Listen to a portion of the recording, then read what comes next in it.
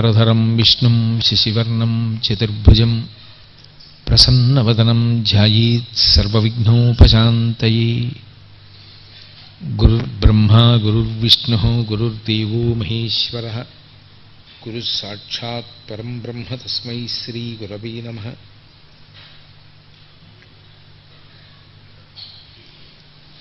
వ్యాసాయ విష్ణురూపాయ వ్యాసరూపాయ విష్ణవే నమో వై బ్రహ్మనిధయే వాసిష్ఠాయ నమో నమః. కూజంతం రామ రామేతి మధురం మధురాక్షరం ఆరుహ్య కవితాశాఖాం వందే వాల్మీకికోకిలం. శ్రుతిస్మృతిపురాణానాం ఆలయం కరుణాలయం నమామి భగవత్పాదశంకరం లోకశంకరం. వాగర్ధావివ సంపృక్తౌ వాగర్ధప్రతిపత్తయే జగతః పితరౌ వందే పార్వతీ పరమేశ్వరౌ. సూక్తిం సమగ్రయతున స్వయమేవ లక్ష్మీః శ్రీరంగరాజమహిషీ మధురైః కటాక్షైః. వైదగ్ధ్యవర్ణగుణగుంభనగౌరవైర్యాం కండూలకర్ణకుహరాः కవయోధయంతి. హైమోర్ధ్వపుండ్రమజహన్మకుటం సునాసం మందస్మితం మకరకుండలచారుగండం. బింబాధరం బహుళదీర్ఘకృపాకటాక్షం శ్రీవేంకటేశముఖమాత్మని సన్నిధత్తాం. విమలపటి కమలకుటి పుస్తకరుద్రాక్షసస్తహస్తపుటి కామాక్షి పక్ష్మలాక్షి కలిత విపంచి విభాసి వైరించి. మనోజవం మరుతతుల్యవేగం జితేంద్రియం బుద్ధిమతాం వరిష్టం. వాతాత్మజం వనరయూధముఖ్యం శ్రీరామదూతం శిరసా నమామి. ఆపదామపహర్తారం దాతారం సర్వసంపదాం లోకాభిరామం శ్రీరామం భూయో భూయో నమామ్యహం. హరి ఓం. పరమేశ్వర స్వరూపైన సభకి నమస్కారం. అంతవరకు వెళ్ళిపోయి ఇక తెల్లవారితే జరగవలసిన కార్యక్రమం అనగా ఇంకొక గంటలో ప్రారంభం కావలసిన కార్యక్రమం అనగా ఎంత మంగళప్రదమైన కార్యక్రమములో కూడా చిట్ట చివరి నిమిషములో ఆగిపోయిన సందర్భములు ఉంటాయి లోకంలో. కానీ ఒక మంగళప్రదమైనటువంటి విషయాన్ని ప్రారంభం చేస్తూ అటువంటి విషయాల్ని వివరణ చేయడానికి నేను ఇచ్చగించట్లేదు. కేవలముగా ఈ విషయాన్ని నేను ప్రతిపాదిస్తే పట్టుకోగలిగిన సమర్థులు మీ అందరూ. ఒక మంచి పని చేద్దామని సంకల్పం చేసినా ఆ మంచి పని అసలు ప్రారంభమే కాదు, ప్రారంభము కాకుండా ఆగిపోతుంది ఆ పని. అలా ఆగిపోయిందనుకోండి, అది విఘ్నము వచ్చి ఆగిపోయిన కార్యక్రమము అంటారు. అంటే ఆ కార్యక్రమము జరగడాన్ని ఈశ్వరుడు అంగీకరించలేదు. పురుష ప్రయత్నం ఉన్నదా లేదా? ఉన్నది. దాన్ని చెయ్యాలని పురుషుడు ప్రయత్నించాడు. పురుషుడు అంటే మగవాడు అని కాదు అర్థం, పురుషుడు అంటే జీవుడు అని. పురుష ప్రయత్నం పురుష లక్షణం అంటే ప్రయత్నము జీవుని యొక్క లక్షణం. తను ప్రయత్నం చెయ్యాలి, ఇది చెయ్యాలి అని అనుకున్నాడు. కానీ మనం అనుకున్నవన్నీ మనం చెయ్యగలిగామనుకోండి, భగవంతుడు అన్నవాడికి స్థానం ఏమిటి? ఆయన ఏం చేయాలప్పుడు? అందుకే మన సంకల్పానికి పక్కన భగవంతుని యొక్క అనుగ్రహము కూడా అవసరమవుతుంటుంది. ఇదే శ్రీరామాయణంలో సుందరకాండలో సీతమ్మ తల్లి ఆంజనేయ స్వామితో మాట్లాడుతూ ఒక మాట అంటుంది. కచ్చిదాశాస్తి దేవానాం ప్రసాదం పార్థివాత్మజ కచ్చిత్ పురుషకారంచ దైవంచ ప్రతిపద్యతే అంటుంది. రాముడు కేవలము పురుష ప్రయత్నాన్ని నమ్ముతున్నాడా? కేవలము భగవంతుడిని నమ్ముతున్నాడా? అలా కాకుండా పురుష ప్రయత్నానికి భగవంతుని యొక్క అనుగ్రహము తోడు రావాలన్న నమ్మకం రాముడికి ఇప్పటికీ నిలబడి ఉన్నదా అని అడిగింది. ఎందుకని? అది గంభీరమైన ప్రశ్న. యవరాజ్య పట్టాభిషేకం జరగవలసిన రాముడు విఘ్నముచ్చి అరణ్యవాసానికి వెళ్ళిపోయాడు. నేనింత ధార్మికంగా ప్రవర్తించాను, అన్ని విధాల అర్హత పొంది ఉన్నప్పటికీ కూడా నాకు యవ్వరాజ్య పట్టాభిషేకం జరగలేదు, ఇక నేను ధార్మికంగా ఉండి ప్రయోజనం ఏమిటి అని రాముడు నిస్పృహకి లోనై పురుష ప్రయత్నాన్ని మానేశాడా? రెండు, నేను అనుకుంటే మాత్రం అయిందా? ఈశ్వరుడు అనుకుంటే అవుతుంది. కాబట్టి అసలు నేను అనుకోవడం ఎందుకు అని తను ప్రయత్నం చేయడం మానేశాడా? కేవలం భగవంతుడి మీద ఆధారపడి వదిలిపెట్టాడా? రెండిటిలో ఎలా ఉన్నాడు? పురుషుడు అంటే జీవుడు తన ప్రయత్నాన్ని ఎప్పుడూ కొనసాగిస్తూనే ఉండాలి. ఒకనాడు విఘ్నం వచ్చింది, ఏ కారణము చేత విఘ్నం వచ్చిందో ఆ కారణమునకు ప్రాతిపదిక అయినటువంటి పాపమును ఉపశమింపచేసి నా చేత ఆ మంగళకార్యమును చేయించు అని ఎవరు విఘ్నమును కల్పించగలరో వారికి నమస్కరిస్తారు. నేను ఒక సంకల్పం చేస్తాను, కానీ సంకల్పం అంటే చేశాను, కానీ ఆ కార్యం చేయడానికి నాకు అర్హత ఉన్నదా లేదా, అంత అధికారం నాకు ఉన్నదా లేదా, నేను చేసిన పాపపుణ్యములు ఏమైనా అడ్డుపడతాయా, నాకేం తెలుసు? అప్పుడు అది తెలుసున్నవాడు భగవంతుడు ఒక్కడే. అందుకే భగవంతుడి వైపుకి తిరిగి చూస్తారు. దానికే ప్రార్థన అని పిలుస్తారు. ప్రార్థన అన్న దాంట్లో బాగా జ్ఞాపకం పెట్టుకోండి, 3 అంశములు ఇవిడి ఉంటాయి. కాలము, భగవంతుడు, జీవుడు, వీళ్ళ ముగ్గురి యొక్క సమాహార స్వరూపమునందు ఫలితమును సాధించుట కొరకు చేసేటటువంటి దైవ సంబంధ ప్రయత్నమునకు ప్రార్థన అని పేరు. జీవుడు, నేనున్నాను, ఇవాళ కోటేశ్వరరావు అన్న పేరుతో ఉన్నాను, నేను ఒక కార్యం చెయ్యాలనుకున్నాను, ఏదో ఒక 3 రోజుల పాటు ఇక్కడ విఘ్నేశ్వర షోడశనామ స్తోత్రం మీద వ్యాఖ్యానం చెయ్యాలి అని అనుకున్నాను. ఇది జీవుడి నా ప్రయత్నం, నా సంకల్పం, అలా చేద్దామని అనుకున్నాను. నన్ను నమ్మి కొంతమంది బయలుదేరి దానికి తగిన వ్యవస్థని చేకూర్చారు. కానీ నేను ఏ జన్మలో చేసిన పాపపుణ్యములున్నాయో అవి ఈ కార్యాన్ని జరిగేటట్టు చేయనిస్తాయా? కాలము, దైవము, ఈ రెండిటి మధ్య జీవుడు నొక్కబడతాడు. దైవమునకు పాపపుణ్యములు తెలుసు, కాలము నా చేతిలో లేదు, కాలము కూడా ఈశ్వర స్వరూపమే. ఏ సమయమునకు కార్యక్రమము ప్రారంభము కావాలో ఆ సమయమునకు భగవంతుడు చేసిన పాపమునకు ఫలితముగా విఘ్నమునిచ్చి నొక్కాడనుకోండి, ఈ కాలమునకు దైవమునకు మధ్యలో జీవుడు నొక్కుడు పడిపోతాడు. నొక్కుడు పడిపోయి ఈ రెండిటినీ తాను దాటలేడు. దాటడం సాధ్యం కాదు.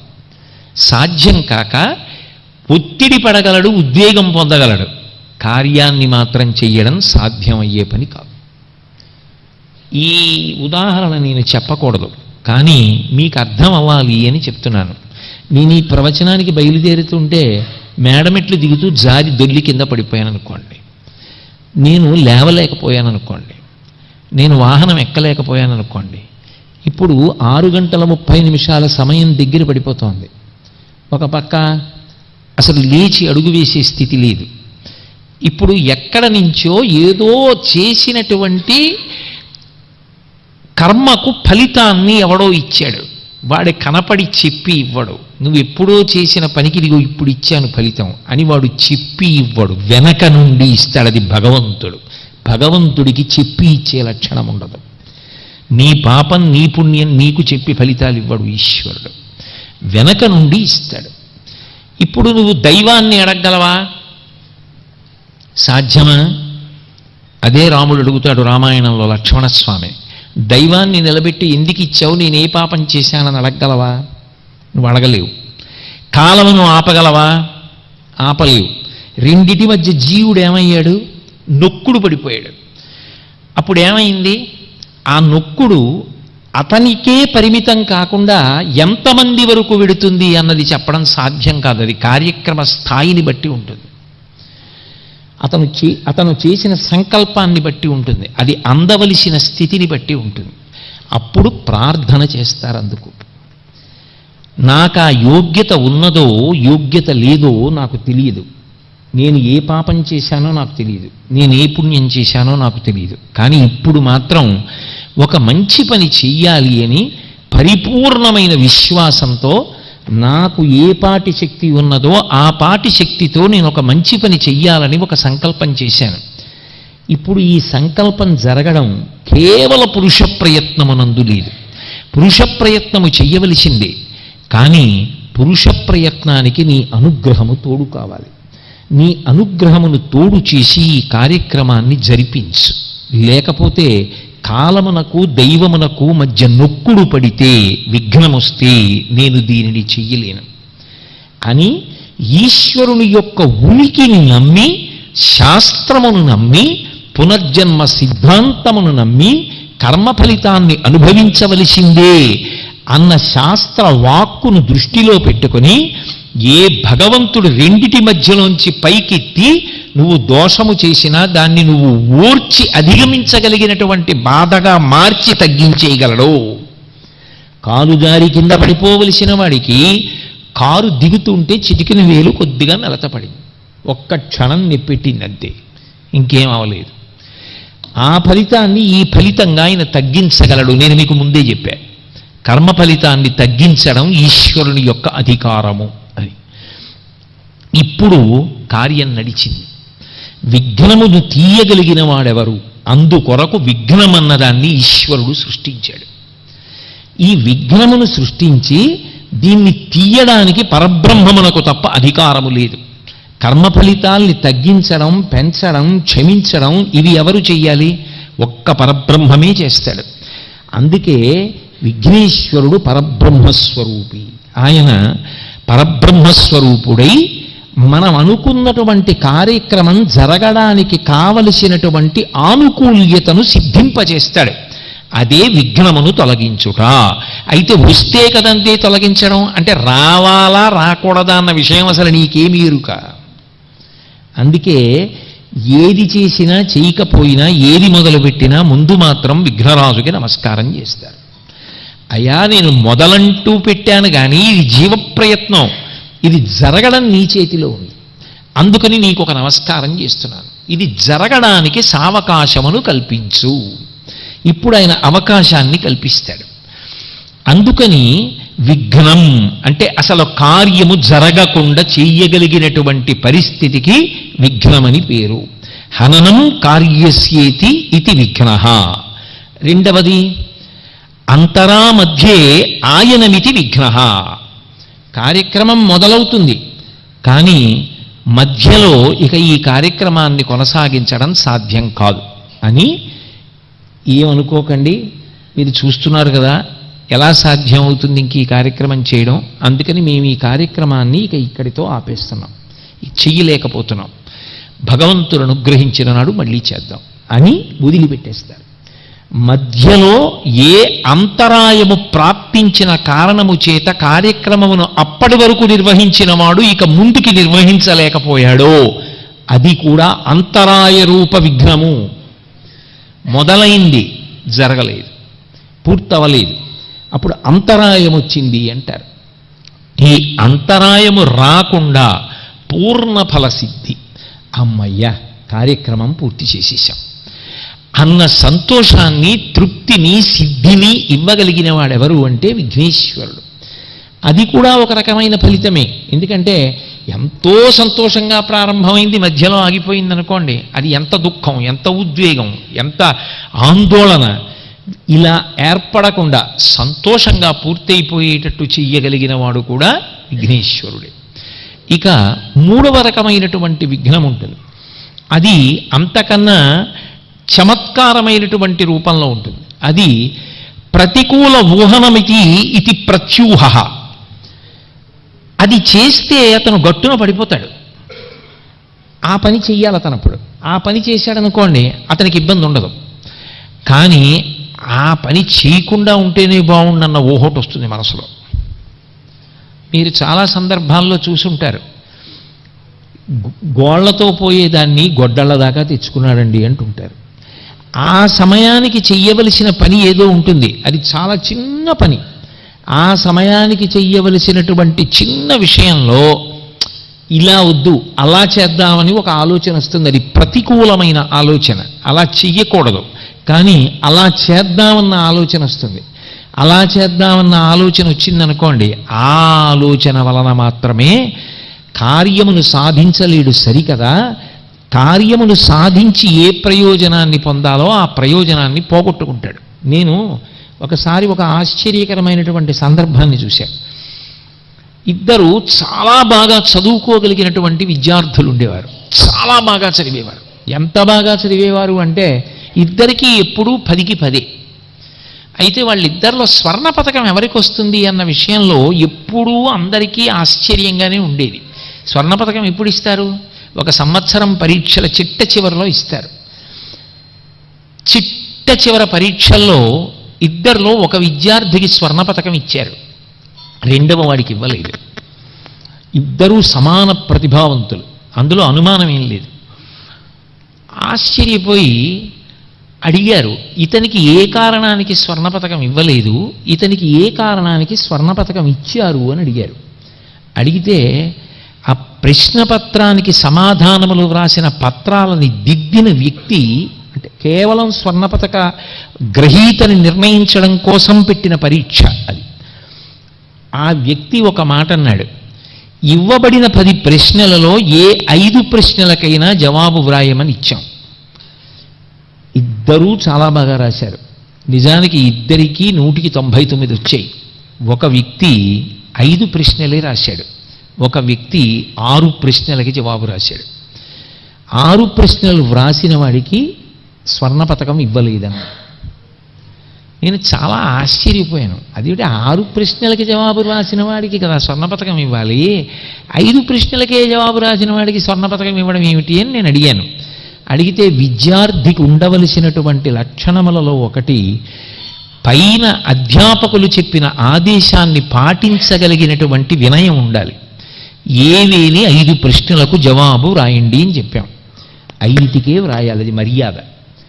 6 ప్రశ్నలకి వ్రాస్తే మేము అప్పుడు రెండో వాడు ఏమంటాడు, మీరు 5 అన్నారు, నేను 5 రాశాను, అయితే 10 రాసేవాడిని అంటాడు. క్రమశిక్షణ తప్పిన వాడితనం. ఎవరు క్రమశిక్షణ తప్పాడో వాడికి ఇవ్వలేదు. ఇద్దరూ సమానంగా వ్రాసిన వారే, కానీ ఇతనికి ఇవ్వకుండా 5 రాసిన వాళ్ళకి ఇచ్చామన్నారు. ప్రతికూలన ఊహమితి. అతనికి ఆ సమయానికి ఆ ఆలోచన ఎందుకు వచ్చిందో, 6 రాద్దామని. దిద్దేవాడికి ఎందుకు వచ్చిందో, ఇది మనం ఇచ్చిన నియమాన్ని ధిక్కరించడం అని. ఏమైంది, 6 రాసి స్వర్ణ పతకం పోగొట్టుకున్నాడు, 5 రాసి స్వర్ణ పతకాన్ని పొందాడు. ప్రతికూల ఊహ. ఏ ఆలోచన వస్తే నీకు రావలసినది చేజారిపోతుందో, నువ్వు పొందవలసిన ఫలితాన్ని పొందలేవు, అటువంటి ఊహ ఒకటి నిష్కారణంగా మెదడులోకి రావడం. ఆ మెదడులోకి అటువంటి ఆలోచన వచ్చి అక్కరలేని ప్రమాదంలోకి ఇరుక్కుంటాడు, అక్కరలేని రీతిలో కార్యాన్ని చెడగొట్టుకుంటాడు.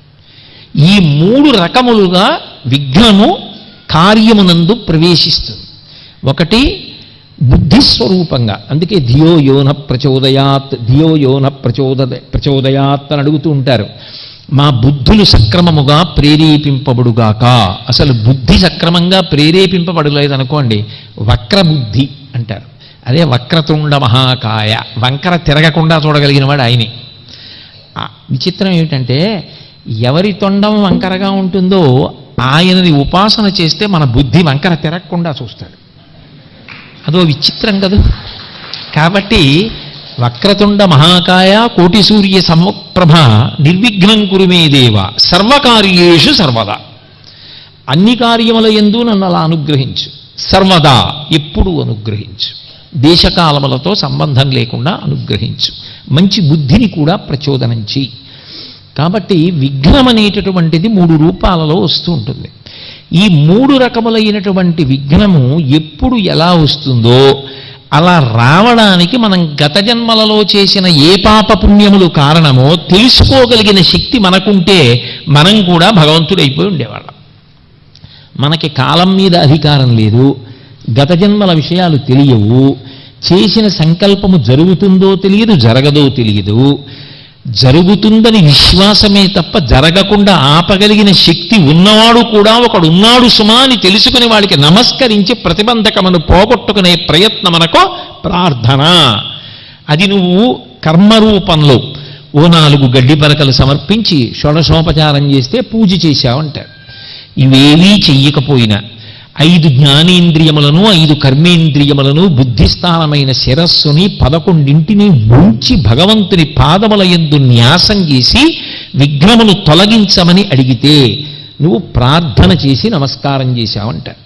కాదు, మనసులో ఒక్కసారి స్మరణ చేశావు, అయా మీ అనుగ్రహము నన్ను గట్టెక్కించాలి, స్మరణము చాలు. ఆయన అనుగ్రహమునకు ఇది మాత్రమే ప్రాతిపదిక అని చెప్పడం మాత్రం సాధ్యం కాదు. కానీ ఆయన స్మరణము కానీ, ఆయన పూజనము కానీ, ఆయన ప్రార్థన కానీ విఘ్నమును తొలగించగలదు. అటువంటి విఘ్నేశ్వరుడి యొక్క 16 నామములు ప్రతిరోజు చదువుకోండి.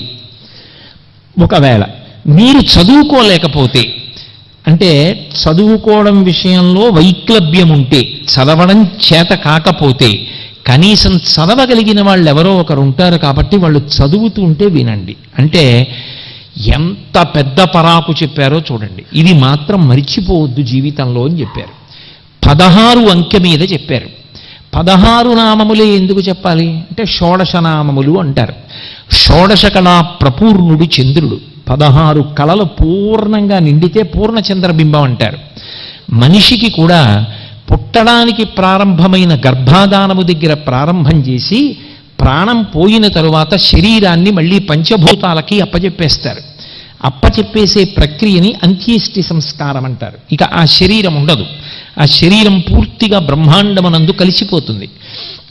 అలా కలిసిపోయేటట్టుగా అగ్ని సంస్కారం చేసేస్తే అంత్యేష్టి సంస్కారం అంటారు. అది కూడా 16 సంస్కారములలో ఒకటి. గర్భాధానము దగ్గర మొదలుపెట్టి అంత్యేష్టి సంస్కారము వరకు ఉండేటటువంటి 16 సంస్కారములు పరిపూర్ణముగా ఎవరి యందు పూర్తయ్యాయో వాడు సంస్కరింపబడినవాడు. సంస్కరించుట అన్న మాటకు అర్థం ఏమిటంటే దోషములను తొలగిస్తూ ఆయనని ప్రయోజనకరమైన వ్యక్తిగా తీర్చిదిద్దుట.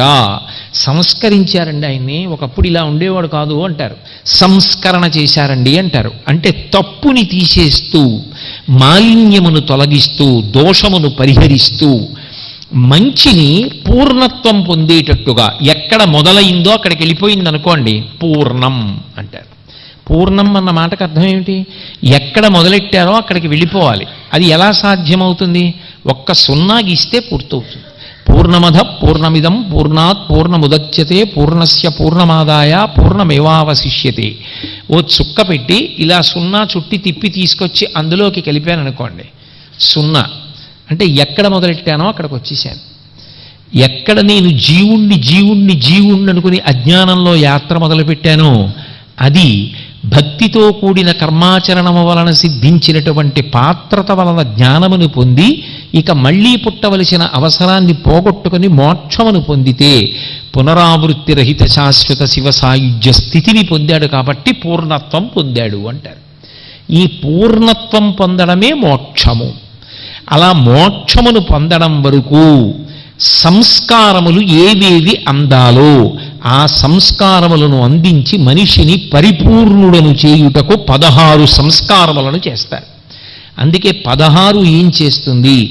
పూర్ణత్వాన్ని ఇస్తుంది. అందుకే చంద్రుడు పరిపూర్ణ చంద్రుడు అవ్వాలి అంటే 16 కళలతో ప్రకాశిస్తున్న బింబం ఏది ఉంటుందో దానిని పూర్ణబింబము అని పిలుస్తారు. వ్యక్తి కూడా పూర్ణత్వమును పొందాలి అంటే షోడశ సంస్కారములను పొందుతాడు. 16 సంస్కారముల చేత పూర్ణుడవుతాడు. ఆ 16 అంకెకి అందుకే ఒక గొప్ప వైశిష్ట్యం ఉన్నది. ఆ 16 నామములుగా విఘ్నేశ్వరుడివి ప్రతిపాదించడానికి కారణం ఏమిటంటే నువ్వు ఏ పని చేస్తున్నా అది నీ సంస్కారమునకు ఉపయోగపడాలి. నువ్వు చేస్తున్న ప్రతి పని నీలో ఉన్న దోషమును తొలగిస్తూ ఉండాలి, మాలిన్యమును తొలగించేస్తూ ఉండాలి. తొలగించేసి ఇంకొక అడుగు నువ్వు సమున్నతత్వాన్ని సాధించుకోవడానికి కారణం కావాలి. నువ్వు పవిత్రుడవు కావాలి. నిన్నటికన్నా ఇవాళ ఇంకా పవిత్రతను సాధించాలి. ఇవాళటికన్నా రేపు ఇంకా ఏదో కొత్త విషయాలు తెలుసుకోవాలి. రేపటికన్నా ఎల్లుండి నువ్వు ఏదో ఒక గొప్ప పని చెయ్యగలగాలి. చిట్ట చివరికి నిన్ను నువ్వు తెలుసుకోవాలి. అప్పుడు అహం బ్రహ్మాస్మి, నేనే భగవంతుడు అన్న పూర్ణమైన అద్వైతానుభూతికి లోను కావాలి. అనుభూతి కావాలి. ఏదో పుస్తకంలో చదివి తెలుసుకుంటానంటే కాదు, అద్వైతానుభూతి 2 కాదు ఒక్కటే ఉన్నది అన్నది అనుభవముగా సిద్ధిస్తే అది మోక్షము. మోక్షం అంటే చచ్చిపోయిన తర్వాత వస్తుందని చెప్పరు అద్వైతంలో. మోక్షము అంటే ఉన్నదొక్కటే అన్న అనుభూతి బ్రతికి ఉండగా పొందితే అటువంటి వాడు మోక్షమును పొంది ఉన్నాడు. శరీరము విడిపోయిన తరువాత విదేహ మోక్షము అంటారు. అంతకు ముందే తాను పూర్ణుడను, తాను ఆత్మ అని తెలుసుకుని ఉంటాడు. అందుకే భగవాన్ రమణుల్ని ఎవరైనా వెళ్ళి మీరు నిద్రపోయారా అని అడిగితే ఓ రాత్రి ఇది నిద్రపోయిందనేవారు. ఆయనకి ఎప్పుడు ఇది వేరు తాను వేరు. తాను ఆత్మ, ఇది వేరు. ఆయన ఎప్పుడు దీని గురించి చెప్పేవారు. దీనికి ఆకలిస్తోందనేవారు, ఇది రాత్రి బాధపడింది అనేవారు, దీనికి సుఖం కల్పించాలని మీరు చాలా ప్రయత్నం చేస్తున్నారు అనేవారు.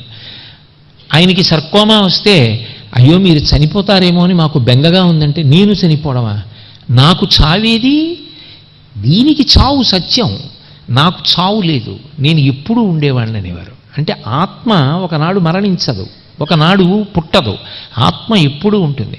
అది నోటి మాటగా చెప్పడం వేరు, అది అనుభవంలోకి వచ్చి ఇది నేను కాదు ఇది నేను అని తెలుసుకుని విడిపోవడం వేరు. అందుకే పూర్ణాహుతిలో కురిడి కొబ్బరికాయ వేస్తారు, మామూలు కొబ్బరికాయ వేరు. అసలు ఎక్కడో కొబ్బరి చెట్టు వేళ్ల దగ్గర నుంచి బయలుదేరి పైకి లాగబడిన నీరు పిందెలోకి ఇప్పుడు చేరింది, బొండం ఇప్పుడు పెరిగింది, అందులో పెంకెప్పుడు కట్టింది, లోపల తెల్ల కొబ్బరి ఇప్పుడు వచ్చింది, ఆ కొబ్బరి పెంకును అంత గట్టిగా ఎప్పుడు పట్టుకుంది, లోపల ఉన్న నీళ్ళన్నీ ఎప్పుడు ఇంకిపోయాయి, ఎప్పుడు అసలు పెంకుకున్న కొబ్బరి ఊడిపోయి గుడుగుడు గుడుగుడులాడుతూ వేరైపోయింది, పెంకు నుంచి విడిపోయి తాను వేరైపోయి గుడుగుడులాడిపోతూ కొబ్బరికాయ కొట్టగానే బయటపడిపోయిన కురిడి ఉందే, దాన్ని కోసుకు తినరు, పూర్ణాహుతిలో వేసేస్తారు. ఎందుకంటే అది విడిపోయింది. శరీరము నేను కాదు ఆత్మ అన్నది విడివడి అనుభవంగా ఉంటుంది, అది అద్వైతానుభూతి. నేను ఆత్మ అన్న అనుభవంలో ఉంటారు. అది నోటి మాటలతో చెప్తే కాదు. గోచీ పెట్టుకుంటే రమణ మహర్షి అవుతాడా, గడ్డం పెంచితే ఆరుద్రవుతాడా? కారు. అది కేవలముగా భగవంతుని యొక్క అనుగ్రహ విశేషముగా సిద్ధించేటటువంటి జ్ఞానము, అది అనుభూతి, అది ఈశ్వరుడివ్వాలి. అంతేకాని అనుకరిస్తే వచ్చేది కాదు జ్ఞానము, భగవద్ అనుగ్రహము చేత సిద్ధిస్తే వచ్చేది జ్ఞానము. ఆ భగవద్ అనుగ్రహము కలగడానికి కర్మ తప్పదు. భగవంతుడు ఏ కర్మలు చెయ్యాలని చెప్పాడో విహిత కర్మలను నువ్వు ధార్మికంగా ఆచరించాలి. అవి ఆచరిస్తే చిత్తశుద్ధి, చిత్తశుద్ధి కలిగితే జ్ఞానము పాత్రతగా ఇస్తాడు, జ్ఞానము కలిగితే నువ్వు కురిడి విడిపోయినట్టు విడిపోతావు, ఆత్మ అనుభవంలోకి వస్తుంది. తప్ప కర్మను విడిచి జ్ఞానమును పొందుతానంటే సాధ్యం కాదు. అదే కదా భగవద్గీత అంతా గీతాచార్యుడి తలకొట్టుకున్నది ఏమిటి? నువ్వు కర్మ చెయ్యవలసిందే, నువ్వు కర్మ చెయ్యకుండా ఉండడం సాధ్యం కాదు, కర్మ చేస్తూ వెళ్ళాలి. వెళ్ళి కర్మ ఫలితముతో నువ్వు సంగమను పెట్టుకోవద్దు. ఆ స్థితికి వెళ్ళగలగాలి. వెడితే వాడు నాకు భక్తుడు. మంగళాశాసన పరై మదాచార్య పురోగమై సర్వైశ్చ పూర్వైరాచార్యై సత్కృతాయాస్తు మంగళం. మంగళం కోసలేంద్రాయ మహనీయ గుణాత్మనే చక్రవర్తి తనూజాయ సర్వభౌమాయ మంగళం.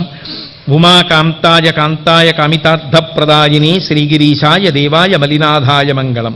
సర్వం శ్రీ ఉమామహేశ్వర పరబ్రహ్మార్పణమస్తు. స్వస్తి.